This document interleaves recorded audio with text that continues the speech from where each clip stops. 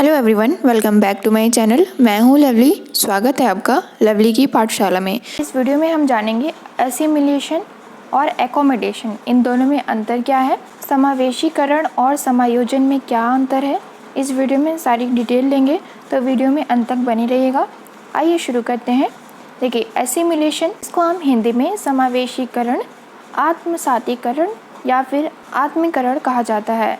मौजूदा ज्ञान स्कीमा में नई जानकारी को शामिल करने की प्रक्रिया को हम समावेशीकरण कहते हैं। देखिए, जो हमारे मन मस्तिष्क में स्कीमा में हमारे मन जो है उसको हम स्कीमा कहते हैं। इसमें मौजूद जो पूर्व ज्ञान है, उस ज्ञान में हम नई जानकारी को जब जोड़ते हैं तो उसे हम समावेशीकरण कहते हैं। मौजूदा ज्ञान में नई जानकारी को शामिल करने की प्रक्रिया को हम असिमिलेशन कहते हैं। सांवेगिक सूचना और संचित ज्ञान के मध्य सामंजस्य स्थापित करने की प्रक्रिया को हम समावेशीकरण यानी कि असिमिलेशन कहते हैं। जो हमारे मन मस्तिष्क में हमारे स्कीमा में जो पूर्व ज्ञान हो, सांवेगिक सूचना है और संचित ज्ञान है, जो पहले से मौजूद है ज्ञान, उसे हम संचित ज्ञान कहते हैं। उस ज्ञान के मध्य सामंजस्य स्थापित करना, जब हम नए जानकारी को उसमें जोड़ते हैं, दोनों जानकारी के बीच जब सामंजस्य स्थापित होता है तो उसे हम समावेशीकरण यानी कि असिमिलेशन कहते हैं। आइए जानते हैं एकोमोडेशन यानी कि समायोजन क्या होता है।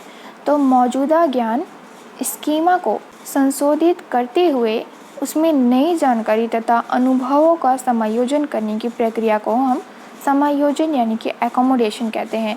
तो हम इसके पहले पढ़े असिमिलेशन में हम क्या करते थे कि हम जो पूर्व ज्ञान है हमारे स्कीमा में, उसमें हम नई जानकारी को ठीक उसी तरह ऐड कर लेते थे, जोड़ लेते थे, उसे हम असिमिलेशन कहते हैं।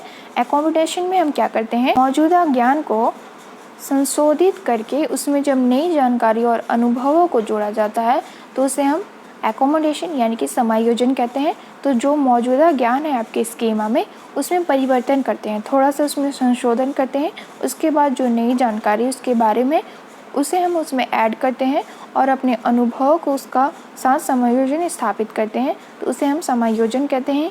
इसमें किसी नई समस्या के समाधान हेतु अपने मन में पूर्व ज्ञान में विद्यमान स्कीमा का प्रयोग न करके उसमें संशोधन करते हुए नए तरीके से स्कीमा का निर्माण किया जाता है।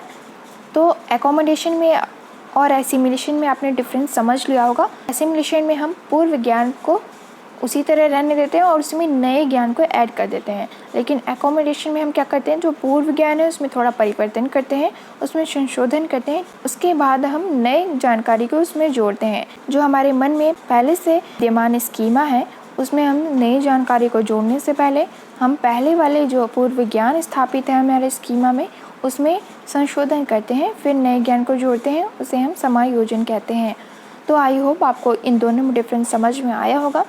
अगर नहीं आया तो कमेंट करके पूछ सकते हैं। इसी तरह के शॉर्ट इन्फॉर्मेशन मेरे चैनल को सब्सक्राइब कर सकते हैं। टीचिंग के काफ़ी सारे एग्ज़ाम आपके आने वाले हैं, तो उस एग्ज़ाम के लिए आपके लिए ये हेल्पफुल होगा। तो मेरे चैनल से जुड़े रहें ताकि आने वाले वीडियो का नोटिफिकेशन आप तक पहुंचता रहे। मिलते हैं नेक्स्ट वीडियो में नेक्स्ट इन्फॉर्मेशन के साथ। Thank you.